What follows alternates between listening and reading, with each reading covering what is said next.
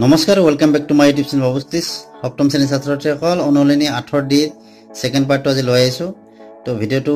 সম্পূৰ্ণকৈ চাবা আৰু যদি কোনোবাই ফাৰ্স্ট পাৰ্টটো চোৱা নাই তেতিয়াহলে এই ভিডিওটোৰ ডেসক্ৰিপচনত তাৰ লিংকটো দিয়া থাকিব তো তাত গৈ চাব পাৰিবা তো আজিৰ ভিডিওটো আমি আৰম্ভ কৰোঁ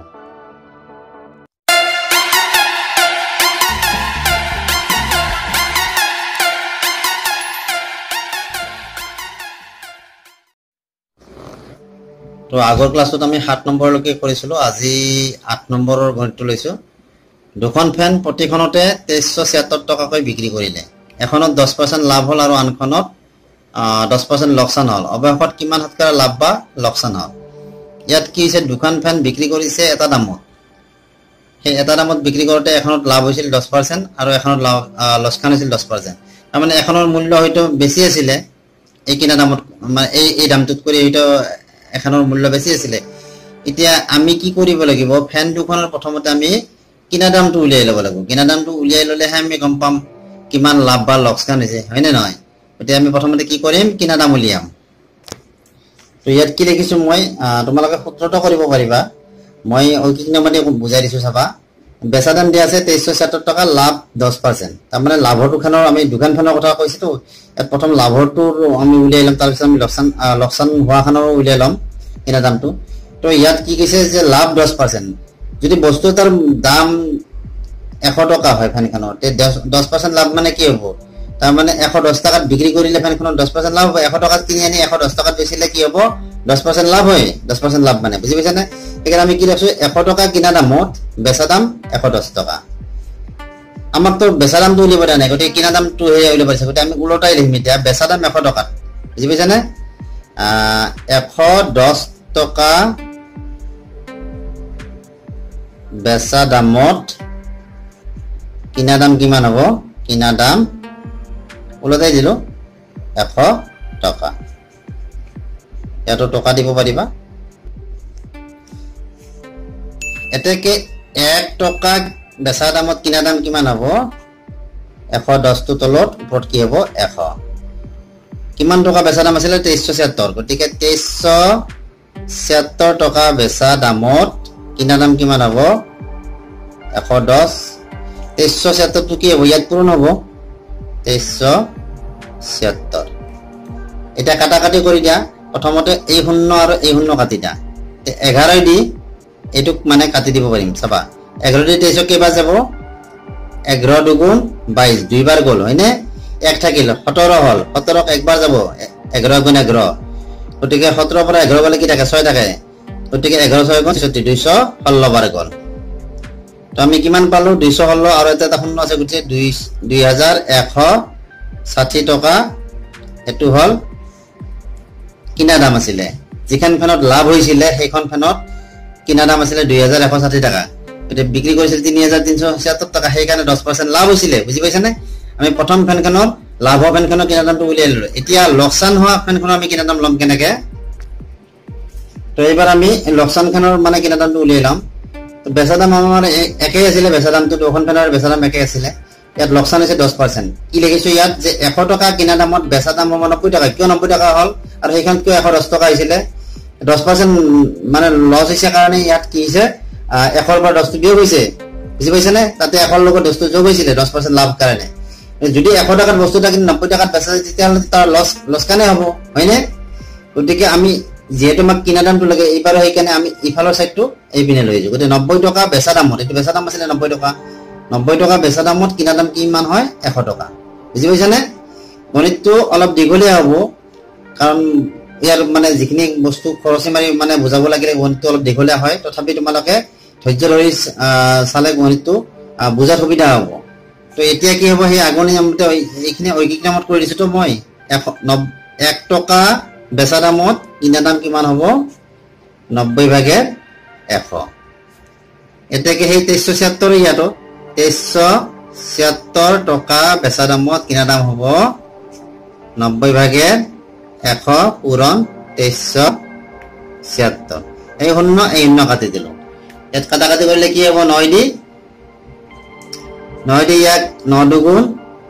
18 হলে কিমান হ'ব 18 পাছে 23 5 57 9 6 গুণ 54 54 হলে 57 আবার 54 গলে 3 থাকে 36 হল 9 4 গুণ 37 264 আর ইয়াত এটা শূন্য আছে এটো লয় পূরণ হয় না নহয় গটিকে 2640 অর্থাৎ জিখান ফেনত 10% লোকসান হৈছিল হেকন ফেনৰ কিনা দাম আছিল 2640 টাকা আৰু 2640 টাকা কাৰণে হেকন লোকসান হল কাৰণ বেচা দাম আছিল কিমান 2376 টাকা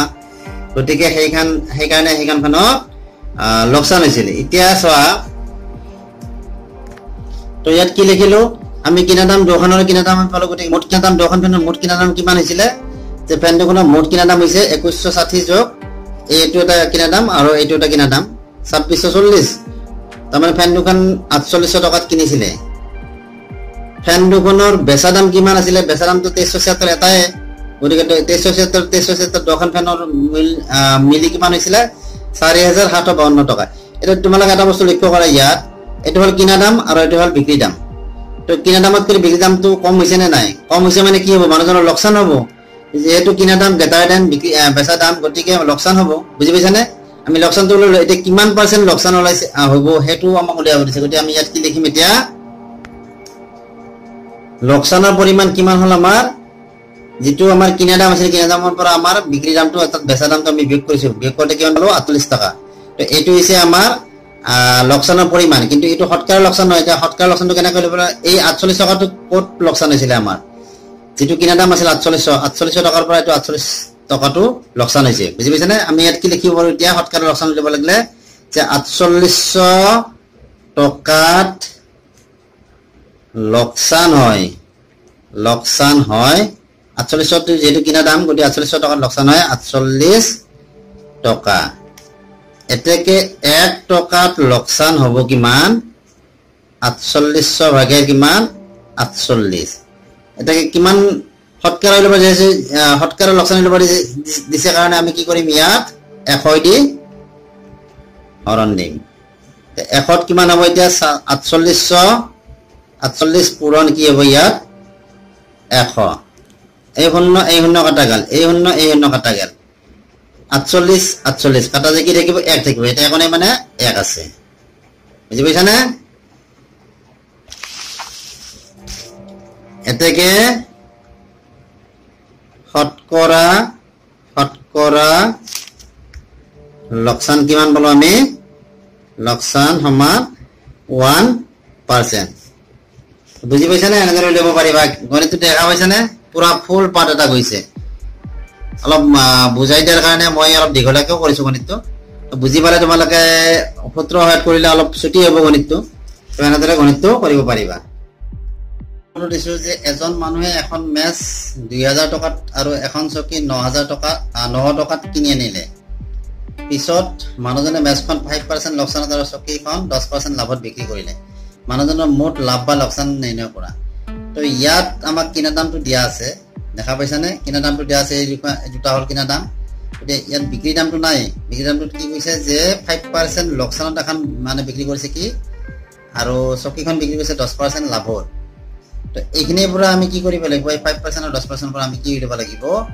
বিক্রি দামটো উলিয়াই ল'ব লাগিব বিক্রি দামটো উলিয়াই ললে তেতিয়া কিনা দামৰ পৰা বিক্ৰি দামৰ পৰা কিনা দামটো বিয়োগ কৰিলে আমাৰ লাভ বা লোকসানটো অলপ সূত্ৰত কৰিছো এইবাৰ ঐকিক নম্বৰত কৰি দিয়া নাই মেচখনৰ কিনা দাম 2000 টকা লোকসান কিমান 5% তো বিক্ৰি দামটো আমাৰ কি হ'ব যে 100 বিয়োগ লোকসান এটো পাৰ্সেন্টটো সূত্ৰ এটা আছে তোমালা চাই লবা তলত 100 পূৰণ কিনা দাম এতিয়া চোৱা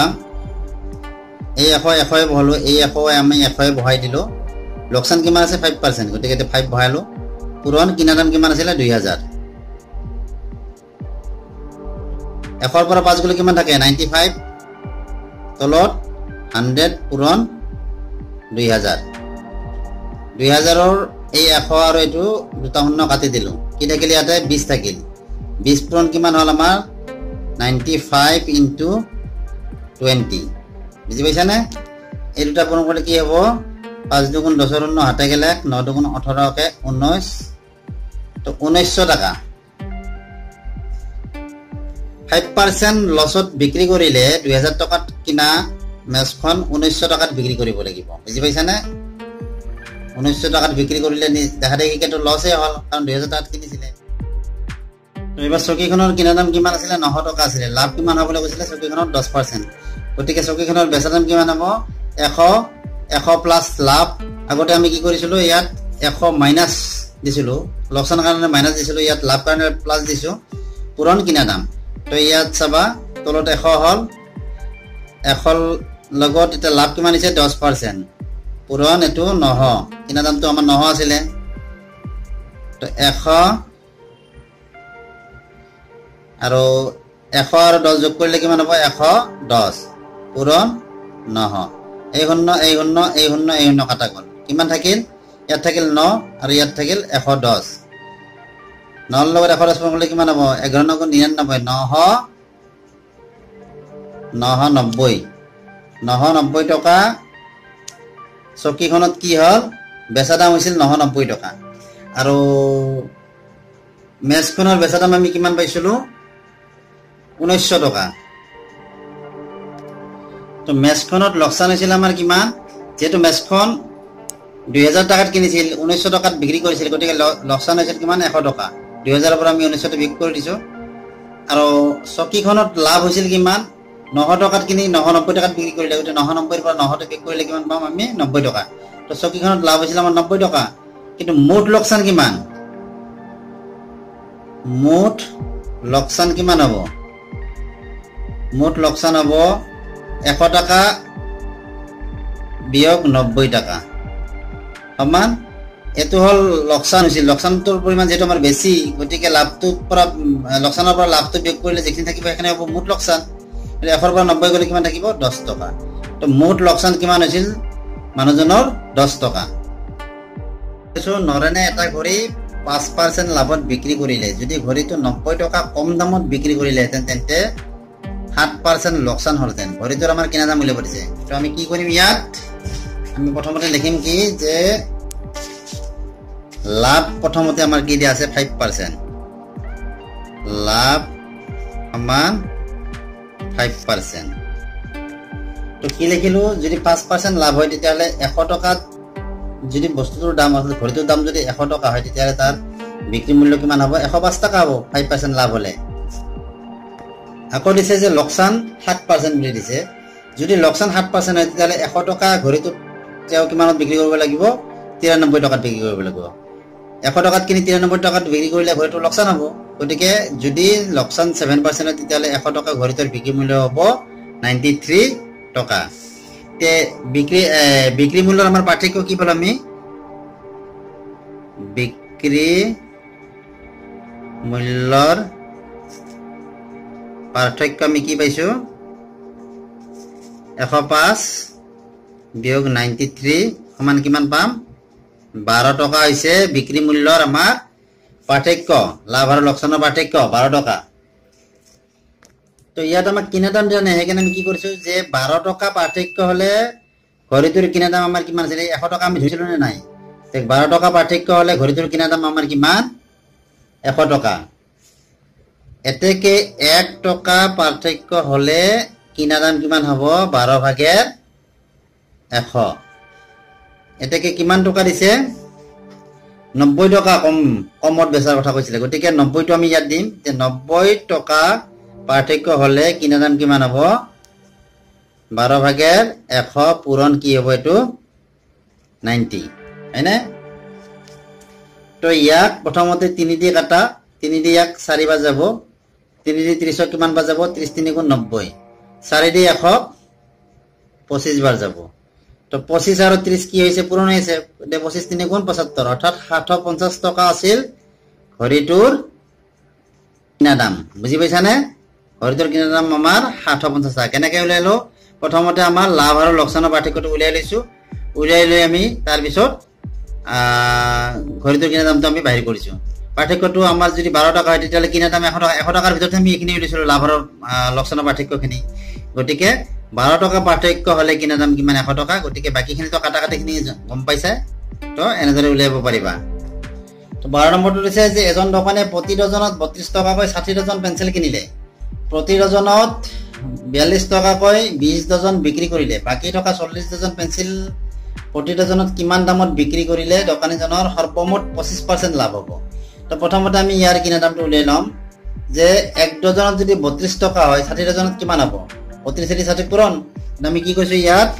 যে এক ডজনৰ কিনা দাম হল 32 টকা এতেকে 60 ডজনৰ কিনা দাম হ'ব কিমান 32 পূৰণ 60 সমান 1920 টাকা এইখিনি হল আমাৰ কিনা দাম তাৰ পিছত 20 ডজন কিমান কৰিছে 20 ডজন 42 টকাকে বিক্ৰী কৰিছে গতিকে আমি ইয়াত কি কৰিম এবাৰ এক ডজনৰ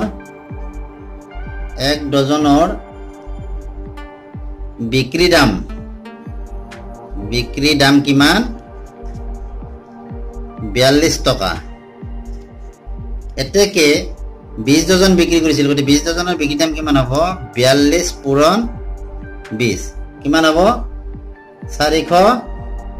2 দুগুণ 4 7 দুগুণ 8 840 টকা হয়নে 2 দুগুণ 4 7 দুগুণ 8 840 টকা হৈছে 42 টকাকে বিক্ৰী কৰিলে এক ডজন তেতিয়া হলে 20 ডজনৰ দাম হ'ব কিমান 840 টকা এটো হল আমাক দিয়া আছে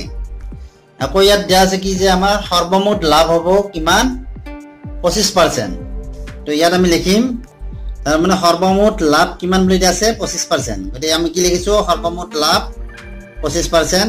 তাৰ মানে 100 টকা যদি হয় 100 টকাত তাৰ মানে লাভ হ'ব কিমান 100 টকাত লাভ হয় কিমান আমাৰ